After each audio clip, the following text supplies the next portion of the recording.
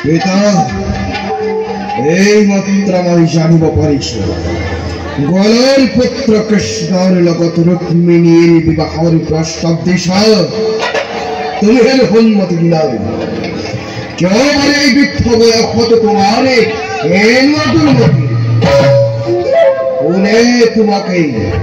ঘুমন্ত নইলে পিতা যুবরাজ রুক্ম দেবরীকে বিবাহর প্রস্তাব দিছে মই কোনো আপত্তির কারণ দেখি সম্মতি প্রদান করি দেবরীনার তুমি এই কোন দিল রাজ কারাগারে বিয়ার কত কি হই দেখা দিছ আর হইবারে এই বুড়া রাজার মতি ভ্রম হয়েছে বুঝাই তো বিয়াবারে করাই ওর সংসার ধরিবলৈ অসমর্থ এতিয়া রুক্মিণীর বিবাহর কত কি হল বহু আনন্দ বিচার হয় পুত্র দেবরীকে বুঝানি আমার জানতো আর সেইভাবে কয় তেও আতরে আতরে থাকি আমার পূজনীয় হয়ে থাকক আর মোর বিলম্ব অনুরোধ রুক্মিণীর বিবাহর প্রস্তাব পরিত্যাগ করে সম্মানে রেখেছি যাকে অন্য স্থলে যতটুকু কৃষ্ণ জগৎ কবিরে নকলে তো খবর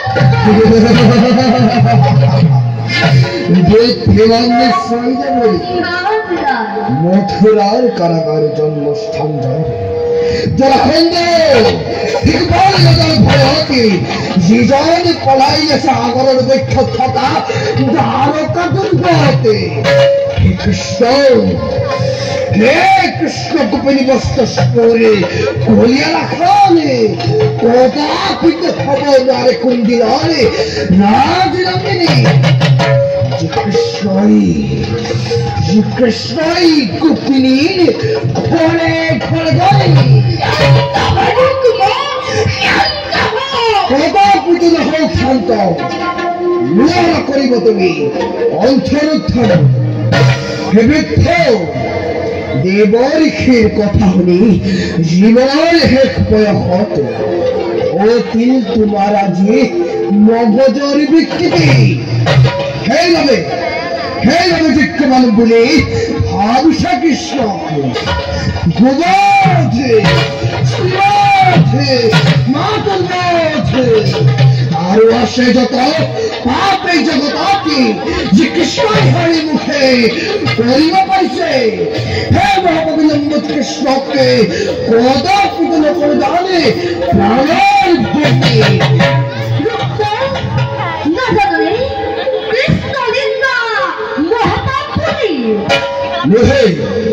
মহাপাপ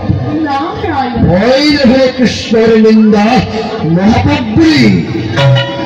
ওই করিস প্রতিজ্ঞা যেটাইকে তত্ত্ব তেজে বসে বলিতে রাজকুমারী কেটেও দিবনি দুবর মাইল দানে হে পুষ্পার দিগিতে বিদর্ভের বিধর জরানি থাকে যদি মোর ক্ষত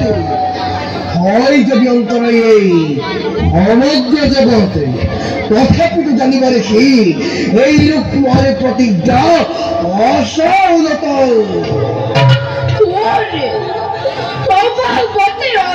কথাতে অঙ্গীকার করি বহুবার ভাবি সরিতে সাইকে প্রত্যেক কথাতে সিদ্ধান্ত অসমান ভাবিছাইছো এটাও তোমার দরে মোর মগজরে রেখে দেখার নাই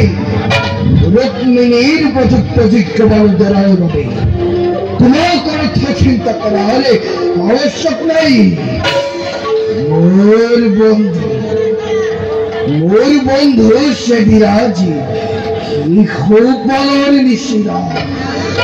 ঋতুবান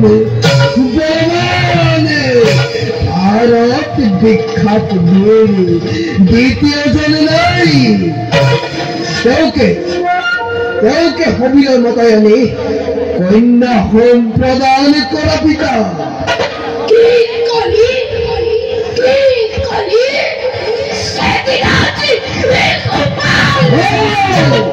সতীরাজি ইসুপালে রুক্মিণীর একমাত্র যোগ্য বন্ধনী পয়সা বিকশিত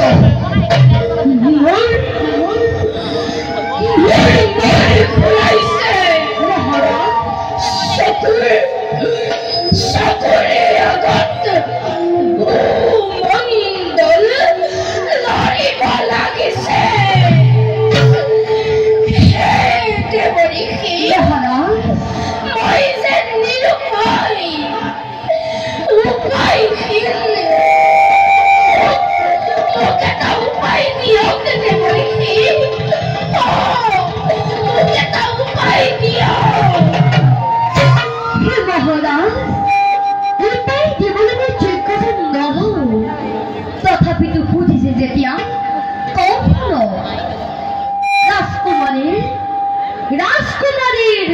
স্বয়ম্বর প্রকাশ আপনি ঈশ্বরের স্বামী নির্বাচন করাও যদি কুয়াগার মধ্যে সেই শিশুপালে যদি দীক্ষাদান হয় তেন্তে তেও করির মানব নে কি কুয়া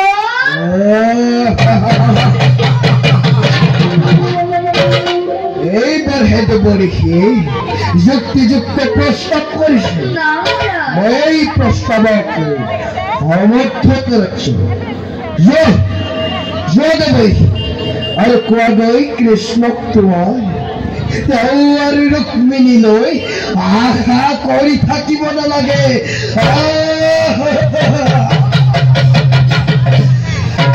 লোকময় স্বয়ম্বৰ সভাৰি কৰিছে আয়োজন আৰু কবাৰ লিখিৰাজ মহাৰাজ এই বৃদ্ধৰ জানি মতি প্ৰাণ খাইছে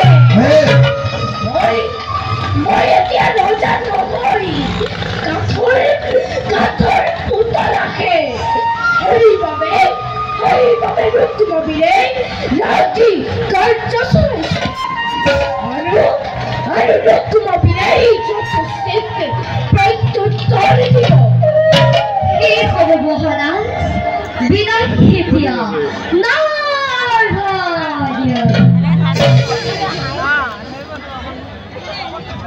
যন্ত্ৰেৰ সামনে যন্ত্ৰ শুনিব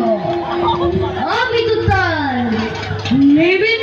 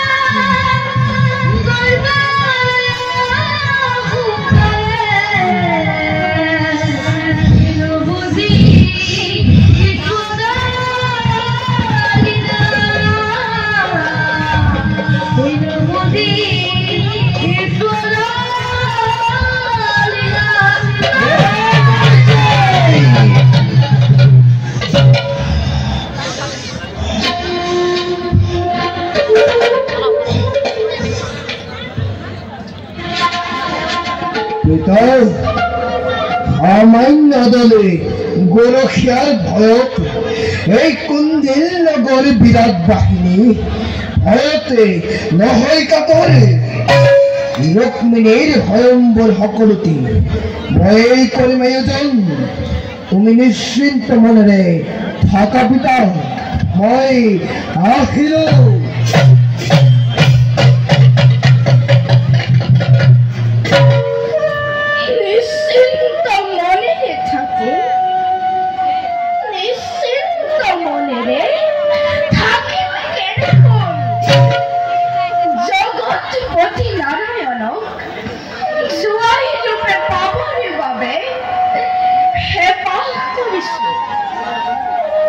What কিন্তু কুলাঙ্গাৰ পুত্ৰ বিষ্ণুৰ প্ৰধান পৰিচয়